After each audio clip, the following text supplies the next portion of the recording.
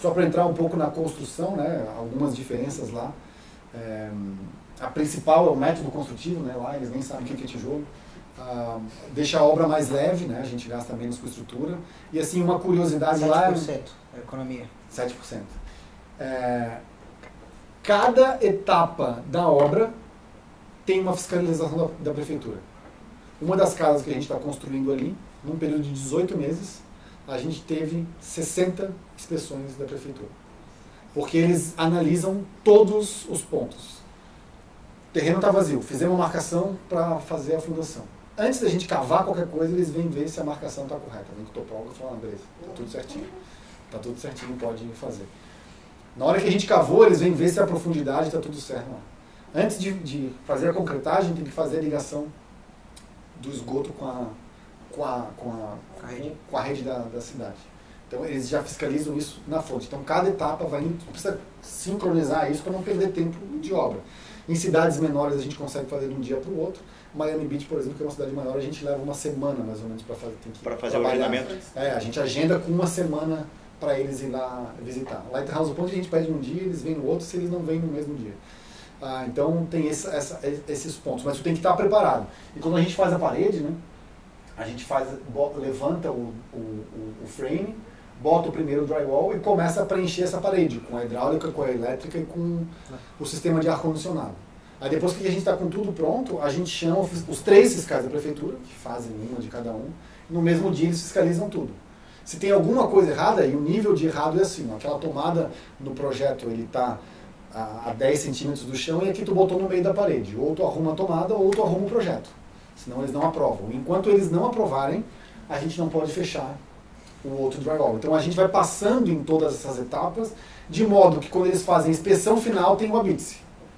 Então não corre o risco de chegar no final da obra, tua obra está fora de esquadro, como a gente viu na construtora que eu trabalhava, a gente viu acontecer. Na hora de fazer a fundação, fizeram lá, aí na hora que veio o fiscal, viu que o nosso prédio estava avançado em relação aos outros. Mas o cara não deu a bits. Essa burocratização onera muito a construção? Se tu atrasar, sim. Mas ela em si não onera, tá no custo ali. Os fiscal incomoda? Vem aqui, não? A troco de nada, não. A troco de nada, não. É a presunção de inocência americana. Tá lá, tá lá. Não é um negócio repetitivo. Não. Não vou dizer que não existe nada, mas... Flórida já é relativo. Então. Já tem essa influência. O fiscal já vai menos, né? Eu falo do estádio do Beckham lá. Não foi pra frente enquanto ele não botou um cubano na equipe dele. Ele tentou passar 2 vezes o projeto na cidade e não foi aprovado. Aí na hora que ele mudou a equipe, botou um cubano na parte de planejamento, aí foi aprovado. Então, não, mas o que tem a ver isso? O setor de construção de Miami é dominado pelos cubanos. Então eles queriam participar de alguma forma. Entendeu? Então não vou dizer que não tem. Quanto menor a cidade, fica mais difícil. Nas cidades maiores sempre tem os seus problemas, né? Mas é bem mais difícil de acontecer do que descaradamente como a gente vê por aqui. A localização lá é um negócio que tem que tomar muito cuidado, principalmente o exemplo desse da escola, né? Tu comprou a casa no lado errado da rua, o teu filho pode não poder entrar naquela escola, porque o CEP do lado leste é um e do lado oeste é outro. Aí tu vai fazer uma coisa e não acontece. Lá em Bay Harbor, que foi a cidade que a gente construiu, só para mostrar aqui para vocês, a cidade de Bay Harbor, onde a gente construiu o nosso prédio, onde a gente tem aquele outro, são essas 2 ilhas aqui. Essas 2 ilhas que são artificiais são uma cidade. E quando o cara fez essa ilha, ele comprou um mangue aqui, um pântano e desenhou a cidade. No plano diretor ele botou que essa cidade seriam casas, única e exclusivamente casas, e nessa aqui poderia ser prédio. Eu conheci um cara que foi lá, chegou na cidade, estava andando com uma corretora que não entendia muito do negócio. Aí o cara falou, pô, mas aqui já tem muito prédio, eu vou comprar um terreno aqui. O cara comprou um terreno aqui para construir um prédio. Na hora que ele foi na prefeitura para entrar com os processos, os caras falaram, não, aqui não pode prédio, aqui só pode casa. Então, entender a forma como isso funciona é muito importante. Por isso que lá, sempre que a gente vai fazer uma oferta de um terreno ou de uma casa, a gente pede um período de inspeção, que é justamente um período para a gente estudar o que pode e o que não pode ser feito. Aqui no Brasil tu dá um arras, né? Se tu não continuar o negócio, tu perde esse dinheiro. Lá não, dá um depósito de segurança. Tu dá um depósito dizendo que tu está interessado no terreno e durante aquele período de inspeção tu pode desistir por qualquer motivo. E se tu desistir, aquele dinheiro volta integralmente para você. Eu vou aproveitar esse momento para explicar até como funciona essa transação lá. Porque aqui no Brasil acontece muito o seguinte, eu vou comprar um imóvel, estou lá no dia do cartório para pagar, quem é que confia em quem? O cara que vai transmitir o dinheiro ou o cara que vai transmitir a escritura? Então lá nos Estados Unidos eles resolveram isso, colocando o cartório ou um advogado como um agente intermediário, que a gente chama de agente fiduciário, lá chama escrow agent. E quando eu estou comprando um imóvel do Flávio, eu vou lá, assim, o Flávio está me vendendo um imóvel $1 milhão, eu pego meu $1 milhão e deposito na conta desse agente fiduciário. E esse agente fiduciário pega lá toda a documentação de escritura, faz toda uma varredura da escritura do Flávio, vê se tudo que está no contrato que a gente combinou está performado pelas duas partes, e quando todo mundo deu ok, ele carimba a escritura para mim e transfere o dinheiro para os corretores, para os advogados, para todo mundo que precisa receber, para o banco, se o imóvel dele estiver financiado, transfere o saldo do banco e transfere o saldo para ele. Sobrou 80 mil E nesse meio do caminho, eu que comprei o imóvel, fiz um seguro da minha escritura. Porque amanhã pode vir um herdeiro do Flávio e falar assim, não, eu sou herdeiro do Flávio e eu quero aquele imóvel lá que foi vendido de forma ilegal. Aí o que acontece? O seguro entra e resolve o problema. Esse seguro se paga uma vez e ele vale até que eu venda esse imóvel para outra pessoa, daí o novo cara vai comprar, vai fazer esse seguro. Então isso facilita muito essa transação imobiliária. Como na Bolsa de Valores que jurídica para ele, né?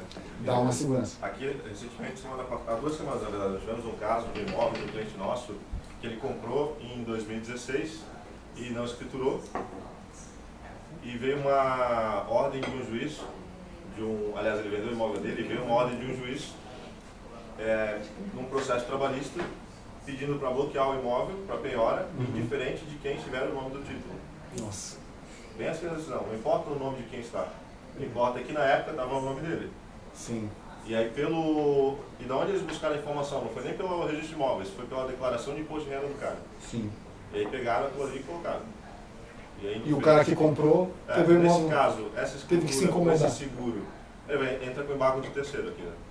Mas lá eu aciono o seguro. Poderia? Lá eu aciono o seguro. Entendi. Aí o seguro fala assim, quanto que era o imóvel? Era 300 mil. Ele vai lá e paga os 300 mil pro cara e não enche mais o saco. Entendi. É simples assim. É simples assim. Esse seguro de escritura... E não é um seguro caro, tô falando aí de 300 Depois que eu vi essa decisão, dólares. tipo assim, foda-se teu título, né? Então, Sim. a qualquer momento pode chegar alguém de uma dívida trabalhista lá de 2014 e aí o imóvel já está no teu nome, já está verbado, já está tudo correto e o cara pega e tranca a tua matrícula em cima disso. Por isso que lá a gente faz esse seguro da escritura. No dia a gente chama esse processo de escrituração lá de closing. No dia do closing que se resolve tudo. E a partir daquele dia ninguém mais pode reclamar de nada. Porque se eu aceitei fazer o closing naquele dia é porque eu já fiz todas as inspeções possíveis no imóvel e concordei com aquilo que estava lá. Depois, se eu achei uma infiltração, não me procura mais. Entendeu? A não ser que seja um imóvel novo, onde, por exemplo, a gente é um incorporador lá, que eu tenho que dar garantia para ele. Eu tenho que dar garantia de 10 anos na estrutura, 5 anos em outras coisas, e para os moradores eu ainda tenho que dar a garantia da parte interna. Então, precisa da garantia da área comum e da parte interna. Aí tudo bem. Mas... 10 anos é a garantia do construtor? Aqui é 5. Na estrutura e no telhado, na estrutura é 10, no telhado é 5. Daniel, Mas daí a gente faz seguro também, né? As duas maiores indústrias dos Estados Unidos são o seguro e a legal. Porque lá todo mundo processa todo mundo para tudo e todo mundo, para se proteger, tem um seguro para tudo. custos para colocar o imóvel no teu nome. Aqui a gente paga em torno de 4, 4,5%. Na minha cidade, por exemplo, o ITBI é 3%. Não, lá vai depender de cidade para cidade, mas lá a gente faz uma conta um pouquinho diferente. Em Miami se paga 67 centavos para cada 100 dólares. Então não é exatamente 6,6%, porque ele vai medindo de 100 em 100. É uma conta um pouquinho diferente. Mas no resultado final isso dá quanto? Ah, cara, o custo de transmissão vai dar aí no máximo 2, 2,5. Não vai dar mais do que isso. Não vai dar mais do que isso. O legal é, outro ponto, na transmissão do imóvel, no dia do... O IPTU lá se cobra para trás, né? Não sei exatamente como que é aqui. A gente paga o do ano que está ou do ano que passou? Do ano que está, do vence, que pagamos em fevereiro, por exemplo, de 2019. Referente ao ano de 2019, se paga... Passou, entendi. Não, se Você paga no ano. de um ano. Lá se paga para trás. Lá eu posso pagar com desconto em novembro, com menos desconto em dezembro, com menos desconto em janeiro e com preço cheio em fevereiro. Mas eu pago do ano que passou. Certo. Então, se eu vendo um imóvel, por exemplo, em outubro, tá? No dia do closing, eu vendi o meu imóvel para o Flávio. No dia do closing, eu vou ter que dar para o Flávio um crédito de 10 meses.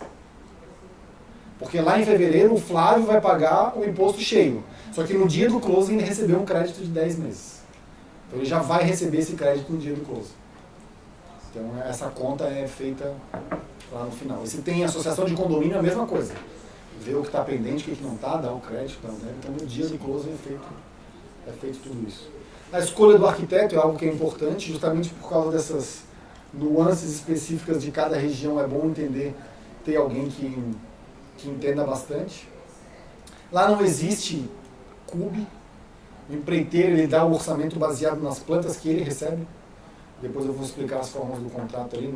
É difícil fazer uma média. Chegar no empreiteiro e assim, ó, quero construir uma casa, quanto vai sair?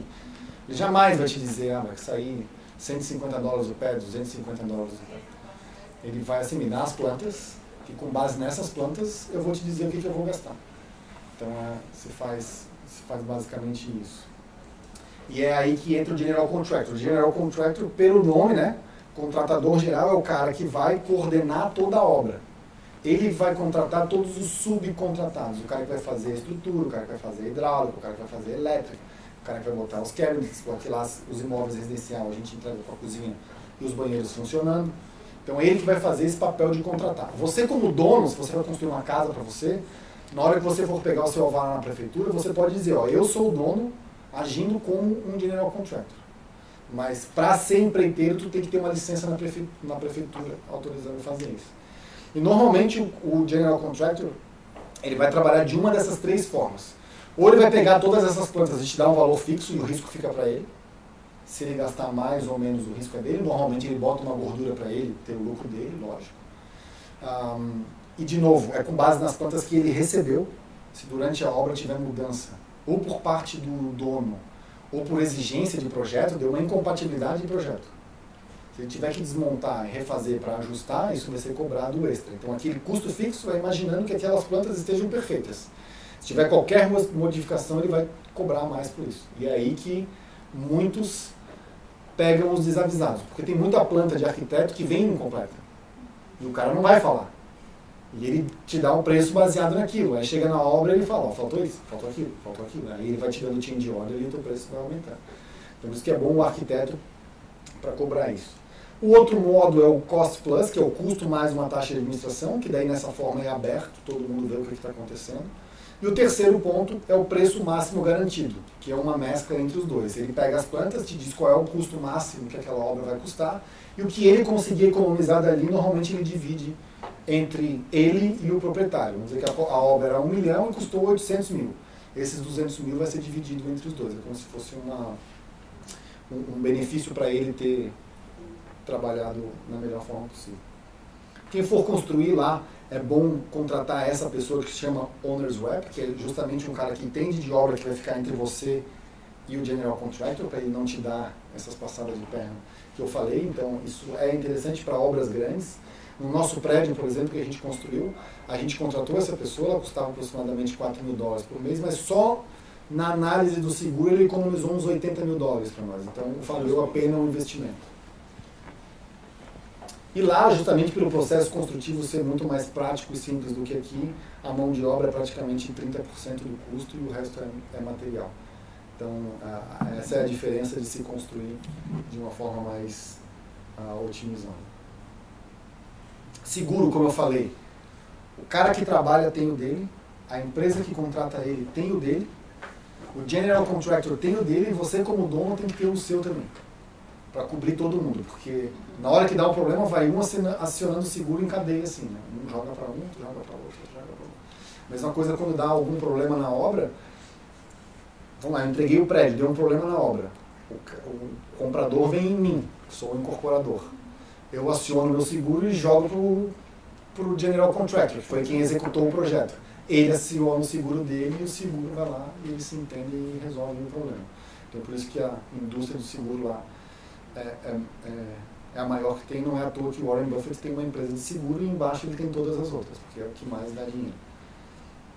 E vai representar aí aproximadamente 1,5% a 3% do valor da obra.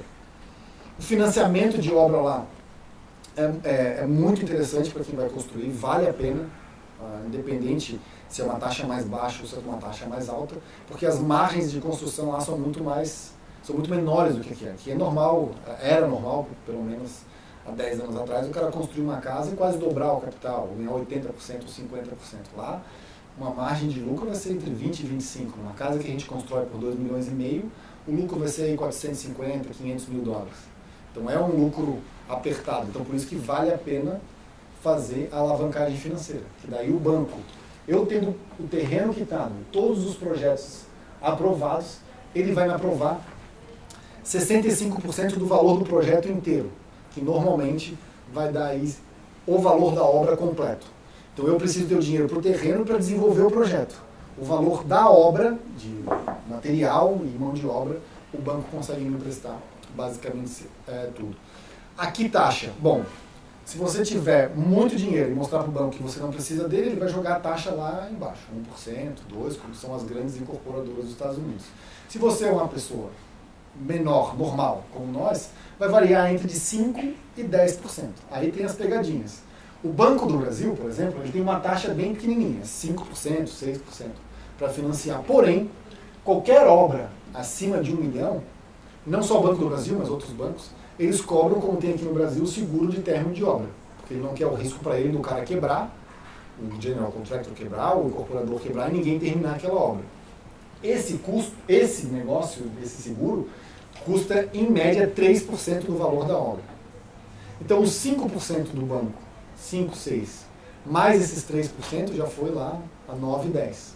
Com uma diferença, os 5% eu só pago dos juros, só pago sobre o que eu usar. O 3% do seguro de término de obra, eu pago na cabeça sobre o valor total. Então, em termos de desencaixe financeiro para o empreendedor, é um custo muito alto. Então, o que a gente faz, por exemplo?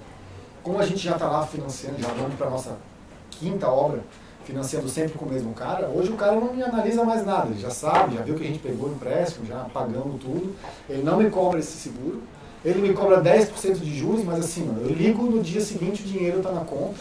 O Banco do Brasil, ou, eu estou usando o Banco do Brasil como exemplo porque é o que a gente tem mais próximo, mas qualquer outro banco, tu tem que agendar, o cara vai mandar um fiscal lá, como faz a Caixa aqui, para o cara fazer uma medição, ele vai te cobrar por isso, aproximadamente $1.700 para cada visita. Então, além dos 5% mais o 3%, tem mais esse custo, que vai adicionando para o cara fazer. Aí tu vai escolher se tu quer fazer toda semana, a cada 15 dias, a cada um mês. Então, tudo isso vai adicionando valor no teu financiamento. Então, quando tu olha tudo que tu pagou, ele te atraiu com uma taxa baixinha de 5%, 6%, mas na hora que tu vai pagar, tu está pagando lá os mesmos 10% do outro cara. Então, isso a gente diferencia bastante. E outro ponto que a gente precisa entender que existe na Flórida é furacão e basicamente a gente faz seguro para se proteger e durante o processo do furacão, uma semana antes e uma semana depois, a gente vai ser prejudicado aí na obra se ele passar por lá. Lá em Bay Harbor, por exemplo, o maior problema não foi nem o antes do furacão nem o durante, foi o depois. Porque nesse último furacão que passou aqui, o Irma, ele estava programado para vir por esse lado e veio por esse aqui, destruiu essa costa. Então, quando destruiu, o que toda a mão de obra daqui fez? Vou trabalhar lá. É lá que eles estão precisando, com urgência e pagam mais. Então, Miami teve um problema de falta de mão de obra. Então, isso para a gente recuperar acabou atrasando um pouquinho. Mas são casos extremos, mas a gente precisa entender que isso de fato... Ô, Daniel, vocês chegaram a construir em New Orleans também, não? Aonde? New Orleans. Teve Não, um furacão, não teve, teve, mas faz... Esse aí já foi em 2015, 2008, né? Aquele lá foi bem... Então, mas aquele lá que passou aquela destruição toda era porque era uma comunidade muito pobre. Eram casas de madeira, entendeu? Eram casas de madeira, então é lógico que vai passar um furacão categoria 3 e vai destruir tudo. Na época foi categoria 5, Katrina, ele ainda passou e voltou, né? Ele foi e voltou. Como ficou agora nas Bahamas ali, que o furacão ficou parado em cima das Bahamas 36 horas. Num lugar que só tem palafita, é lógico que vai destruir tudo. Mas quando a gente constrói uma casa dessa aqui, com ferro que se constrói prédio no Brasil, para derrubar isso aqui, só o furacão junto com o terremoto lá de Los Angeles. E tem seguro, né? A gente faz, durante a obra a gente faz seguro de furacão e depois quem compra faz seguro de furacão também, contra o furacão. Então existe isso. Então aqui só pra gente, eu já expliquei um pouco para vocês a diferença entre construir prédio e casa e por que a gente mudou. Além do ponto de vista do mercado, tá? Como eu expliquei para vocês, as obras lá a gente costuma fazer com financiamento bancário, justamente para aumentar o retorno. Porém, isso tem um lado negativo na hora da gente ir para a execução mesmo da obra. O primeiro a receber é o banco, né? Então nessa obra aqui, por exemplo, que custou 10 milhões de dólares, os investidores botaram 10 milhões para o terreno. Então foi 2 milhões para o terreno, mais 2 milhões para a obra. As vendas, a gente colocou lá dentro mais alguma coisa o banco financiou 4, a gente botou mais 6 milhões de vendas dentro da obra, né? A própria obra se pagou, e mais o financiamento do banco. Aí na hora que eu comecei a fazer a escrituração das unidades, o primeiro a receber é o banco. Então, como todo o dinheiro que eu tinha recebido até então estava na obra, o saldo foi para o banco, foi para o banco, foi para o banco, foi para o banco. Então, das 10 unidades que a gente vendeu, ainda falta mais ou menos 1 milhão de financiamento para pagar para o banco. Então, eu preciso vender mais 2 apartamentos, eu vendi 10, eu preciso vender mais 2 para quitar o banco. A partir do 13º, o investidor começa a tirar o dinheiro dele fora. Então, são 17. Por que eu falo isso? Porque quando a gente fala em construir prédio, normalmente as pessoas pensam o seguinte: beleza, vamos construir um prédio, porque a cada unidade que a gente vende, a gente vai tirando um pouco do capital.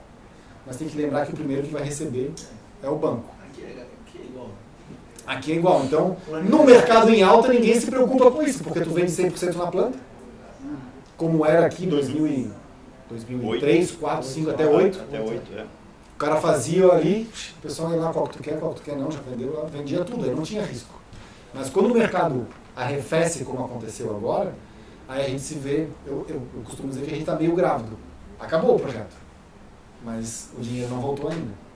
Porque, né, o projeto acabou, mas o processo do investidor não. Aí eu sempre faço esse paralelo. Lógico que dinheiro de obra pronta é fácil, mas olhando para trás, se eu pegasse os mesmos 4 milhões que aqueles investidores botaram nesse prédio e tivesse construído 4 casas dessa aqui no mesmo grupo, cada casa ia ter o seu financiamento separado, e a cada casa que eu vendesse, eu ia quitar o empréstimo e o investidor ia ficar com saldo. Quitava o empréstimo. Então, se eu tenho 4 casas e vendi 3, beleza, esses 3 eu já paguei o banco e ele já recebeu essa parcela. Eu só estou com uma presa. Enquanto aqui eu tenho 17, vendi 10, falta 2 e uma incorporação só. O financiamento é inteiro e Isso. E assim, o prédio, a gente cai naquilo. Se o cara não gosta do prédio, tu pode ter 25 tipos de planta diferentes, mas ele não gostou do prédio, não vai comprar. E se eu tivesse feito isso, que é um projeto que a gente está agora captando com isso aqui, eu poderia ter na mesma região construído 4 casas, uma com 5 quartos, uma com 4, uma com uma piscina assim, uma com uma piscina redonda, uma com elevador, uma sem elevador.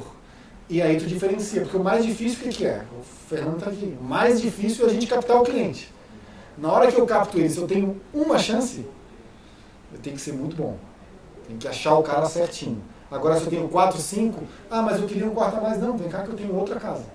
E hoje, por exemplo, eu tenho um grupo de investidores nessa casa de Lighthouse Point e um grupo na casa de Hollywood. Não é o mesmo comprador. O cara que não gostar da minha casa de Hollywood, eu não consigo levar ele lá para Lighthouse Point. O cara que não gostar da minha casa de Hollywood, eu vou ter que procurar outro. Então, por isso que hoje, depois da gente 5 anos fazendo as coisas e aprendendo, a gente quer montar um grupo para construir lá em Lighthouse Point 4 casas. Entendeu, pai? Porque daí vai ter, a gente já tem os pré-projetos ali, uma mais moderna, uma mais clássica, uma neoclássica, uma estilo floridiano que eles chamam, que daí a gente conseguir agradar mais pessoas ao mesmo tempo. Então, e o principal ponto que a gente tem que analisar o que vai acontecer hoje e nos próximos anos. Hoje, aqui eu vou ser mais um. Eu tenho 15 mil apartamentos para vender. Aqui, eu posso ser o cara que ele quer comprar. Se eu achar a região certa como Lighthouse Point, que é uma região que está entre Boca Raton, que é super desenvolvido, e Fort Lauderdale, que é super desenvolvido, e por ser desenvolvido é caro, a gente está falando de $12 mil o metro quadrado em Fort Lauderdale, para casas no canal, assim, com esse mesmo perfil. Em Boca Raton, de 15 a 20, e em Lighthouse Point nós estamos falando de 6.500 a 7.000. Que o cara vai ter a mesma coisa, vai ter o canal dele, vai ter saída para o oceano com o barco de pesca dele. Lá o cara tem uma casa de 3 milhões e um barco de 2 parado na frente da casa dele. Porque ele tem um orçamento, eu tenho 6 milhões para fazer o que eu quero.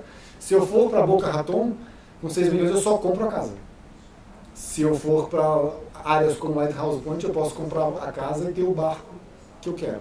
Normalmente quem gosta de barco gasta mais no barco do que na casa. Então a gente analisando essas coisas, por isso que a gente botou lá. E outro ponto também é o ciclo curto. Enquanto aqui eu preciso comprar o terreno, desenvolver o projeto, fazer pré-vendas, porque o banco só financia no caso de incorporação. Tu tem que mostrar para o banco que tu pode pagar o empréstimo. E tu tem duas formas de mostrar para ele no caso de uma incorporação. Ou tu mostra o extrato da conta, dizendo que tu tem dinheiro lá, ou tu mostra para o banco dizendo, ó, eu já comecei as vendas e eu já tenho esse tanto de pessoas aqui que querem comprar um imóvel, eles já fazem um acordo de reserva. Aí eu mostrando isso para o banco vê assim, beleza, com o que eles vão pagar, tu consegue me pagar um empréstimo de volta, agora eu começo a te liberar o dinheiro. Então eu faço essa pré-venda. Então normalmente os bancos pedem que tenha de 50% a 60% vendido antes dele começar a te liberar o financiamento. Então por isso que se faz bastante isso. E aqui na casa, se por um lado é mais difícil vender na planta a casa, porque o cara que compra a casa já quer comprar e morar, que é o que a gente está vendo nas duas casas que a gente tem hoje, as pessoas veem os desenhos lá no sistema do MLS, acham que a casa está pronta, e vem ver, mas não, está quase pronta, daí eles não querem mais. Mas isso mostra que as pessoas estão gostando da nossa casa. De qualquer forma, o ciclo é mais curto. 20 a 24 meses a gente comprou, construiu e potencialmente vendeu. Como é que está a construção de casas proporcionalmente, por exemplo, quando vocês começaram a construir o prédio, tinha muita gente construindo. E hoje, como é que está a construção de casas? Tem muita gente fazendo? Ali na nossa... Em Hollywood, não. Em Hollywood tem a nossa casa e mais umas 2 ou 3, que é uma região que eu acho que vai demorar um pouco mais para girar do que a outra. Lighthouse Point tem um pouco mais, mas é uma região geograficamente maior e tem mais gente mudando para lá. Sim. Então hoje de casas novas, eu fiz uma conta ali hoje, esses dias, eu acho que tem, na cidade inteira tem umas 8 ou 9 casas novas que eu digo é entregues do ano passado para cá, e mais as que vão ser entregues no ano que vem. Então a oferta ainda é baixa. É baixa. É baixa para esse tipo de padrão.